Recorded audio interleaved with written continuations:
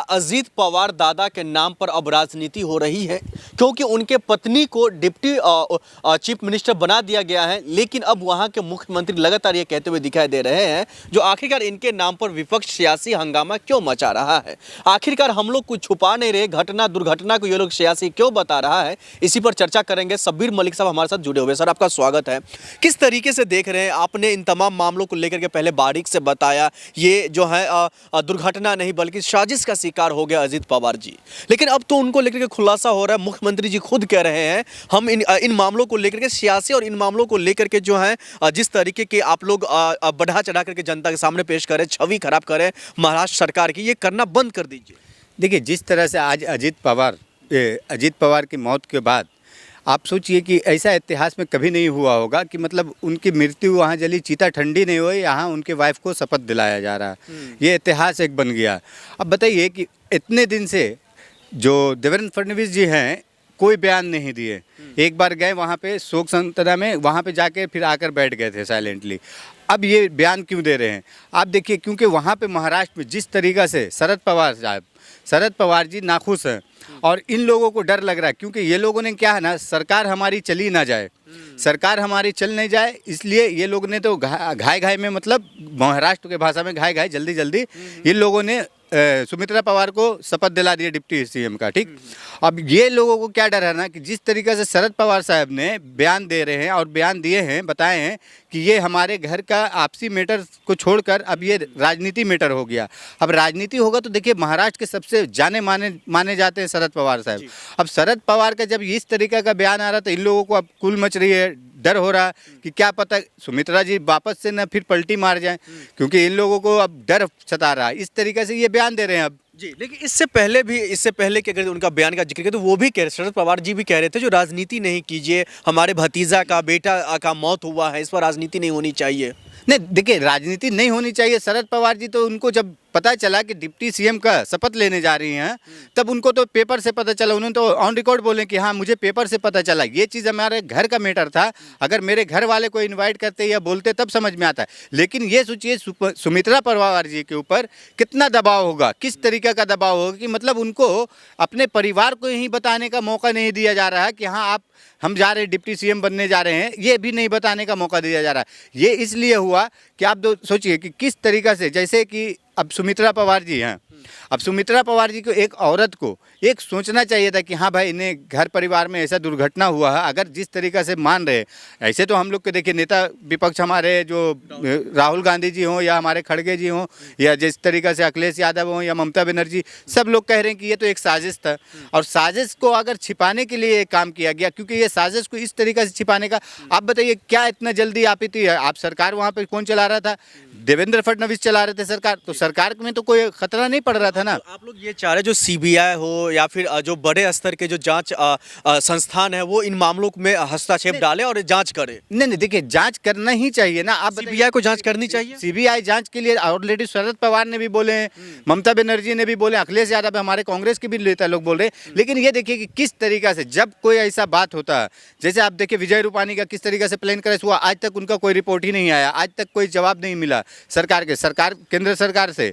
आप बताइए, गुजरात के मुख्यमंत्री थे जब मोदी जी, उस समय से उनकी दोस्ती थी। अब बोलिए, उनके जैसे दोस्त का नहीं आया। अब जिस तरीक़े से अजीत दादा पवार ने यही 4 दिन पहले उन्होंने बोले थे कि बीजेपी का हम इस तरीक़े से नंगा करेंगे, उनकी पूरी मेरे पास कुंडली है।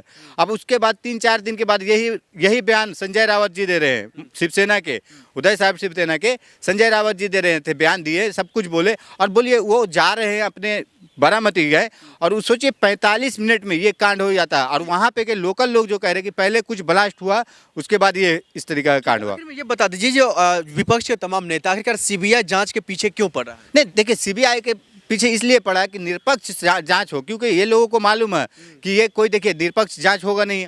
और वो सीबीआई का आप बोल रहे हैं, सुप्रीम कोर्ट के रिटायर्ड जज के तहत भी मांग कर रहे हैं, क्योंकि सीबीआई तो ऑलरेडी इनके कभी कभी बोलते हैं ना, जो पिंजड़े का तोता पहले ये लोग बोलते थे, आज तो इन लोगों का पालतू तोता बना हुआ है सीबीआई।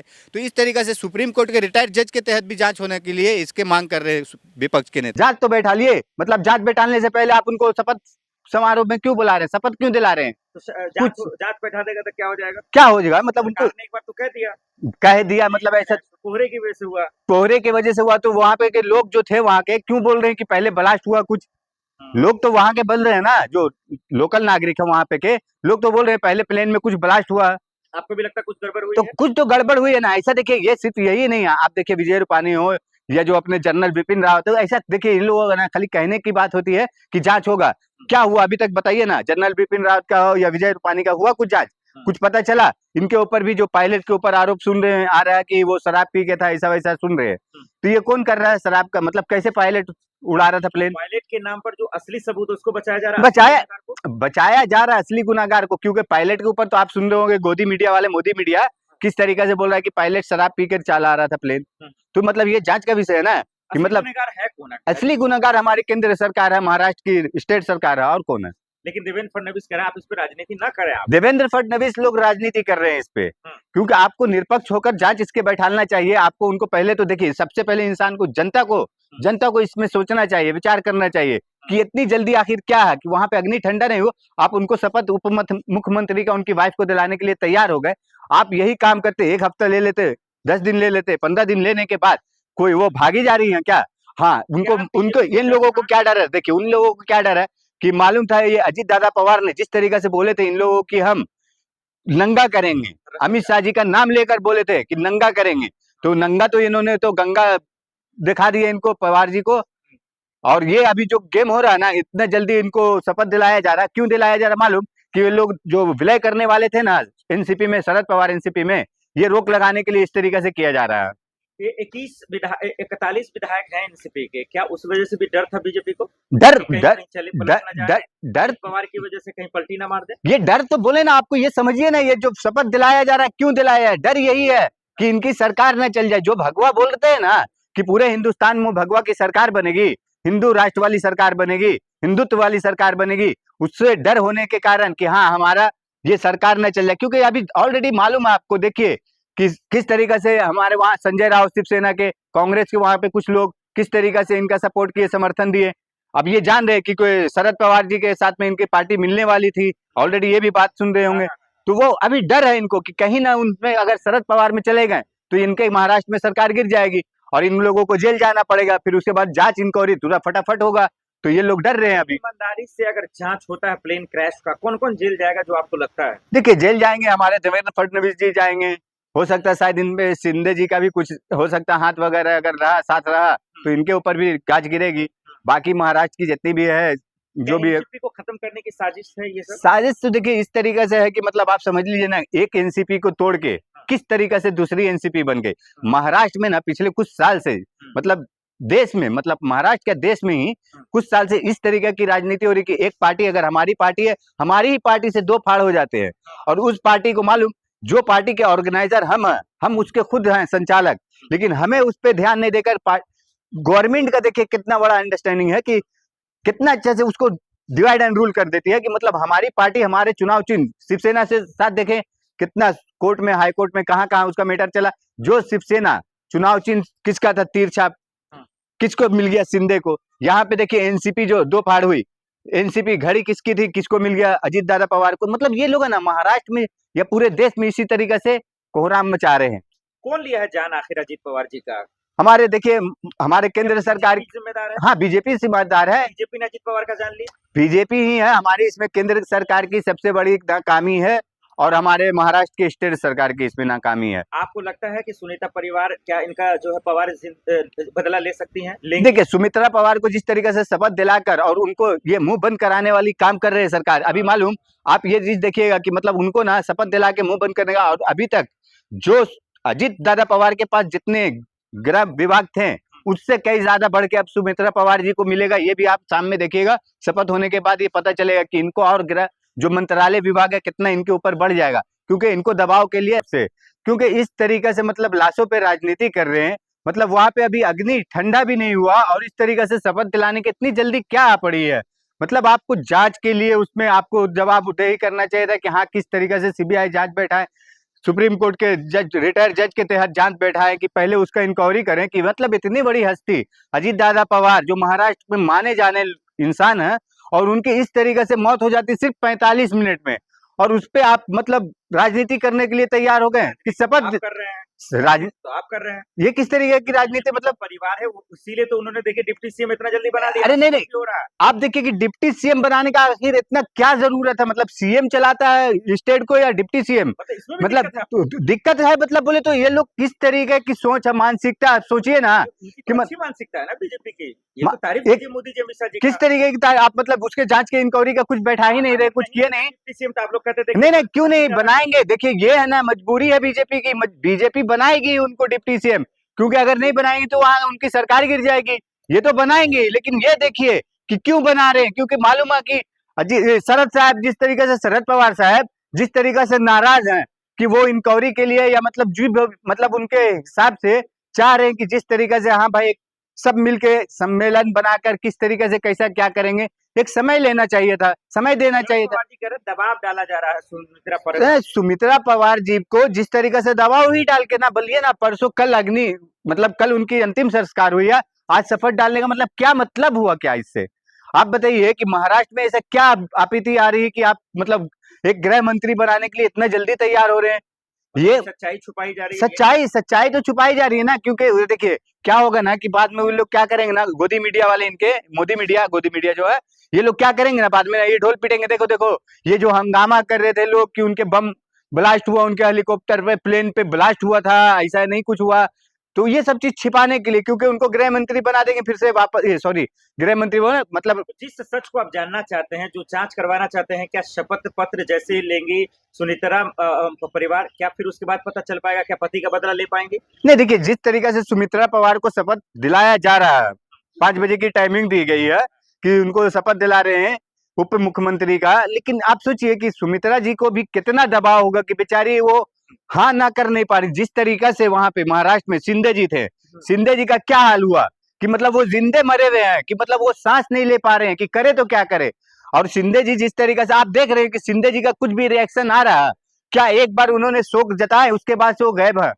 वहां देखिए कि महाराष्ट्र में ये अपना देवेंद्र फडणवीस किस तरीके से एक्शन में एकदम, मतलब इन लोगों को क्या हुआ ना कि जिस तरीके से बीजेपी चाहती है ना कि पूरे इंडिया में हमारा भगवा लहराए, अब भगवा पूरे हिंदुस्तान को बनाना चाहते हैं, तो इस तरीके से कि मतलब देवेंद्र फडणवीस को इतनी क्या जल्दी है कि वहां पे फ्री माहौल मच गया है, ये कह रहे हैं तो फ्री, वो तो फ्री हैंड हो गए ना, क्योंकि वहां पे जान रहे शिंदे को किस तरीके से शिवसेना से उद्धव ठाकरे साहब से तोड़ के इन्होंने लिए थे कि शिंदे तो कोई जवाब देते नहीं है, वो उनको अगर उनके ऊपर जब आएगा तो वो लेके अपने पार्षद को, विधायक को लेके होटल में बैठ जाते हैं। लेकिन सच सामने आ पाएगा। अब तो जिस तरीका से सुमित्रा जी को शपथ दिला रहे हैं, और इस हिसाब से तो मुझे नहीं लगता, क्योंकि ये दबाव डालने वाली राजनीति होने लगी है, और ये उम्मीद कम लग रहा है कि मतलब अब जल्दी होगा, वो कुछ ना कुछ आरोप प्रति आरोप होगा कि हाँ ये इस तरीका से था। अभी कुर्सी पे बैठेंगे तो पावर आएगा ना, तो और जल्दी इन्वेस्टिगेशन। नहीं, पावर आएगा, किसके लिए पावर आएगा? ये बीजेपी आरएसएस के लिए पावर आएगा, उस परिवार के लिए पावर नहीं आ रहा, उस परिवार को दबाया जा रहा था इस तरीके से कि मतलब आपको जिस तरीके से आप शपथ दिला के उसको दबा देंगे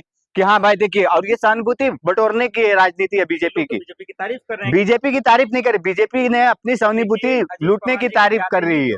इतनी बड़ी जिम्मेदारी उनके पत्नी को दिया जा रहा है। नहीं मतलब दिया जा रहा है क्या, उस पर कोई एहसान किया जा रहा है? ऑलरेडी उनके एहसान पे तो वो लोग, बीजेपी वहां पे थी, सत्ता में है, तो बीजेपी किसके दम पे है? अजीत पवार के दम पे थी।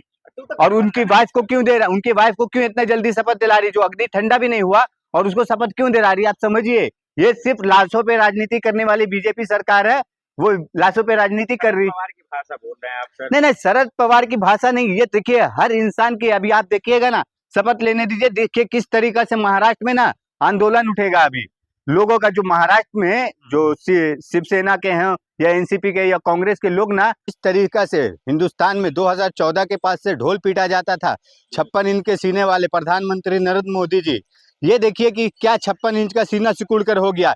एक लोकसभा के में एक आदमी को बोलने नहीं दिया, मतलब नेता विपक्ष को बोलने नहीं दिया जा रहा कल से, मतलब कल 3-4 घंटा इस तरीका से नेता विपक्ष को बोलने नहीं दिया जा रहा। अरे उनको कहना क्या है, एक सिर्फ उनका कहना है कि जनरल मनोज मुकुंद नरवाल का जो एक किताब है, और उस किताब में कुछ ऐसी बात लिखी है कि हाँ वो देश में जिस तरीका से 2020 में चाइना जिस तरीका से अटैक कर रहा था, उसको लेकर कुछ बात बताना चाह रहे हैं। और देश में आप सोचिए पार्लियामेंट में नेता विपक्ष को बोलने नहीं दिया जा रहा है। ये किस तरीके का चल रहा है शासन? मतलब प्रधानमंत्री क्या चाह रहे हैं? मुद्दे पे बोले ना, अरे जो तो मुद्दा है। ये मुद्दा नहीं है क्या? मतलब आप बोलते हैं देश सुरक्षित हाथों में है, ये सुरक्षित हाथों में है कि मतलब सेना को खुद ही बैकअप कर रहे हैं आप? सेना को आपने बोल दिया कि हाँ आप अपने, तो आप प्रधानमंत्री बने बैठे क्यों हो? किस लिए रक्षा मंत्री है? किस लिए गृह मंत्री है? किस लिए सुरक्षा सलाहकार है? मतलब है किस लिए ये लोग? कोई तो काम करे ना। आपने मालूम है उस दिन का क्या वाकया, किताब में क्या लिखा है? बोलते हैं 8 बजे से 10 साढ़े 10 बजे तक फोन करते रहे। लास्ट में नरेंद्र मोदी जी ने लास्ट में सिलेंडर कर दिए। मतलब जो नरेंद्र सिलेंडर बोले थे राहुल गांधी जी ने, वही सिलेंडर वाला बात निकल के आ रहा है ना, कि आपने लास्ट में 10:30 बजे बोलते हैं कि ठीक है सेना के ऊपर, मुकुंद नरवाल के ऊपर छोड़ दिए कि आपको क्या करना करो। अब वो सेना क्या बेचारा कर सकता था? मतलब सेना की निजी बातें जो है उसको संसद में उठा रहे हैं। आखिर क्या कारण हो गया कि संसद में उठा रहे हैं? जो चीज बोलने वाली चीज है वो बोले, जो विषय पे क्यों नहीं बोल रहे हैं राहुल गांधी? नहीं ये विषय नहीं है। मतलब आप बोलते हैं सुरक्षित हाथों में देश है, तो किस तरीके का सुरक्षित हाथों में? आप ही खुद ही तो है। जब इलेक्शन आएगा, इलेक्शन कैंपेन में आप घूम घूम के बोलते हैं कि घुसपैठिए हैं, आतंकवादी हैं, तो उस समय नहीं समझ में आता कि हाँ क्या है। आज अभी देख लीजिए बंगाल में इलेक्शन हो रहा है, किस तरीके से घुसपैठिया की बात हो रही है कि घुसपैठिया को पकड़ के निकालेंगे, एक बार मौका दो। आप जा रहे हैं आसाम में, बोल रहे हैं घुसपैठिया को निकाल रहे हैं। ये किस तरीके से हो रहा है बताइए? और राहुल गांधी जी क्या गलत बोल रहे हैं? क्या आप बोलने तो दीजिए। नेता विपक्ष है, उनको बोलने नहीं देंगे आप? मतलब करना क्या चाह रहे हैं कि मतलब वो, आप देखिए राहुल जी ने क्या बोले अभी कि बोल रहे हो कि वो डर गए हैं प्रधानमंत्री क्यों डरेंगे ये बताइए। नहीं प्रधानमंत्री डरे हैं तब तो 56 इनकी साथी सिकुड़ गई है ना। आप देखिए कल का, आप देखिएगा राज्यसभा टीवी पे, लोकसभा पे किस तरीका से, अगर राहुल जी यहाँ पे एक बार बोलते हैं कि हाँ हमारा सेना चीन से, जैसे ही बोल रहे हैं वहां पे जिस खड़े हो तरह जा का रहे हैं। वक्तव्य वो प्रयोग कर रहे हैं उससे सेना का मनोबल डाउन हो सकता नहीं है। सेना का मनोबल डाउन ऑलरेडी कर चुके हैं ये नरेंद्र मोदी जी, ऑलरेडी कर चुके हैं ना। और ये चीज को जागरूक कर रहे हैं कि जनता में, समाज में पता चले कि हाँ क्या कर रहे हैं। देश जिस तरीके से ढोल पीटते हैं कि सुरक्षित हाथों में, ये क्या सुरक्षा? आप बताइए कश्मीर में जिस तरीके से बम ब्लास्ट हुआ उसका क्या हुआ? पता चला कुछ?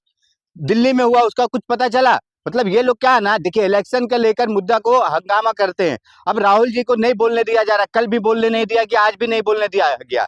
आज देखिए 8 लोगों को निलंबित कर दिया गया। ये मतलब क्या, किस तरीके से होगा? ऐसे चलता है संसद क्या? बोलने आता नहीं राहुल जी को तो क्या बोलेंगे? अरे क्या नहीं बोलने आता है? क्या बोलेंगे? मतलब ये टेलीपोंटर से बोलने वाला बात समझ रहे क्या? राहुल गांधी अपना स्पीच खुद बोलते हैं। ये इनके तरह, मोदी जी की तरह ना टेलीपोंटर देख के नहीं बोलते हैं मोदी कि हाँ महान है। मोदी महान है। यही तो महानता देखिए ना कि किस तरीके से देश को गर्क में डाल दिया मोदी जी ने। देख लीजिए कैसा महानता है कि देश में जनता, आप देखिए किस तरीके से, एक आपने सुने होंगे स्टीम फाइल का, किस तरीके से आया नाम आया उसमें। अभी देख लीजिए शर्म से मोदी जी शकल नहीं दिखाना चाहेंगे। राहुल गांधी का भी नाम आ सकता है। अरे आए तो राहुल गांधी जी ने अभी जस्ट बोल चुके हैं कि ठीक है अभी तो ये टेलर है, पिक्चर अभी बाकी है। अभी पार्लियामेंट से जब निलंबित किया गया तो राहुल गांधी जी ने खुद बोले अभी कि अभी तो ये क्या हो रहा है ना, शर्म से मुंह छिपाने के लिए कोई ना कोई बहाना ढूंढ रहे। अब ये बहाना क्या है ना, देखिए एप्स्टीन को दबाने के लिए, जर्नल जो विपिन रावत का ये जो कहानी है, ये मैटर बुक को छिपाने के लिए इस तरीका का। अब बताइए वो एक किताब लॉन्च करने के लिए 2 साल से रक्षा मंत्री के पास पड़ा, उस किताब को पब्लिश होने के लिए नहीं दे रहे। किस तरीके से ऐसे चलता है क्या? इस तरह का हरकत रहेगा राहुल गांधी का तो पार्लियामेंट से भी निकाल दिया जाएगा। अरे नहीं ठीक है ना, ये लोग ऑलरेडी निकाल चुके हैं, उनके सदस्यता निकाल चुके हैं, उनको घर से निकाल चुके हैं। राहुल गांधी को ये सब चीज का जरूरत नहीं है। राहुल गांधी देश के जनता के दिल में बसते हैं। इन लोगों की तरह नहीं है कि जो ढोल पीटने वाला हर हर मोदी वाला बात करेंगे और मोदी वही फटेला ढोल वाला बात हो जाता है। बजट पे बात करना था, राहुल अरे, गांधी चलेगा चीन ना में। बजट पे बात क्या करेंगे? बजट के लायक है क्या? बजट में क्या था कि जो बजट पे बात करेंगे? धन्यवाद प्रस्ताव है ना, राष्ट्रपति के धन्य प्रस्ताव के लिए था, महिलाओं के क्या लिए है? था। कुछ नहीं है, कुछ नहीं था बजट में। नहीं था तब तो नहीं बात कर रहे हैं ना। आर्थिक रूप से जो कमजोर है उनके लिए है बजट। क्या था आर्थिक रूप से कमजोर के लिए? ये देख लीजिए मनरेगा का कानून लाए, मनरेगा के लेकर बात कर रहे हैं तो क्या किए? आर्थिक रूप से मजबूत करने का तो मनरेगा था कि जिस तरीका से गांव देहात में, पंचायत में मनरेगा के तहत काम मिलता था पहले मजदूर 100 को। दिन का था, अब 150 दिनों का हो गया।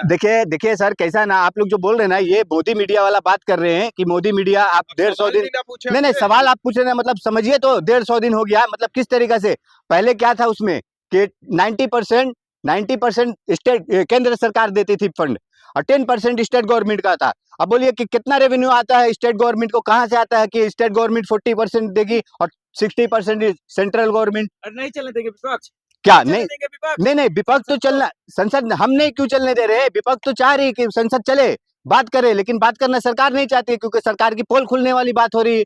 सरकार नहीं चाह रही ना। अब बोलिए किस तरीके से निलंबित कर दिए, ये कोई तरीका है? एक तो क्या हंगामा करते हैं, अरे कागज फाड़ दिया। अरे कागज फाड़ दिया मतलब आप जिस तरीका कोई भी कानून लाएंगे, कोई भी बिल लाएंगे, आप देखिए किस तरीका का बिल लाए थे, किसान कानून के लिए लाए थे ना, किस तरीका का बिल, 1.5 साल के बाद 700 लोग मर गए। उसके बाद देखिए किस तरीका से वापस लिए ना। मोदी जी क्या बोले कि शायद हम में कुछ कमी हो गई होगी, है ना। तो इस तरीके से अभी मनरेगा के लिए भी जो पेपर फाड़े है ना, यही बात आएगा बाद में। ऐसा मोदी मुद्दा उठाते राहुल जी जिसको दुनिया सुनना ही नहीं चाहता है। बोलिए, पढ़ लिख के आएंगे थोड़ा। नहीं, देखिए दुनिया भी सुनना चाहता है, लोग भी सुनना चाहते हैं। आप जैसे मोदी मीडिया, गोदी मीडिया जो है ना, ये लोग नहीं चाहते हैं कि हाँ राहुल गांधी की बात आए। जिस तरीके से राहुल गांधी को, छवि को गिराने के लिए मोदी सरकार ने कितने लाख करोड़ खर्चा कर चुकी है, लेकिन उनको पप्पू तो बना ना पाई। आरएसएस भाजपा लोग तो आज भी देख रहे, कह रहे राहुल तो